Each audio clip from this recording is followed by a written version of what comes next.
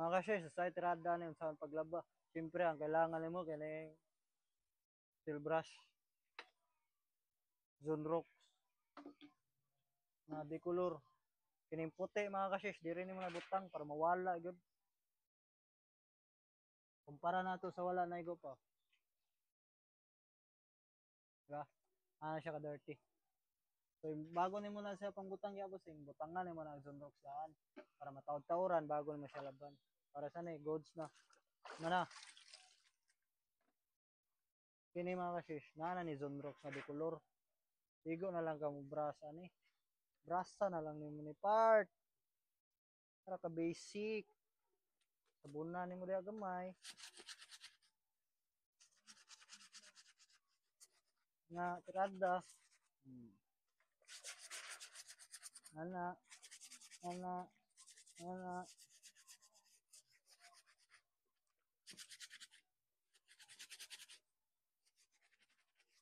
Pumok na lang kayo ni. Kaya na may Zonrox na di color no. Basic na kaya. Puti na puti. Dire sa lalo mga kasi, siyempre dirty kayo na. Brasa ni mo na. Dire ni mo na gamito ng steel brush. Diha. Diha. Dire sa midsole. Tara, dirty ng midsole.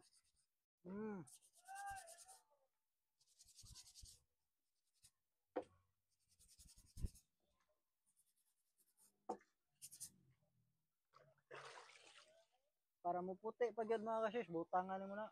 Anaan mo ng outsole. Pagkahuman mo butangan na, steel brason.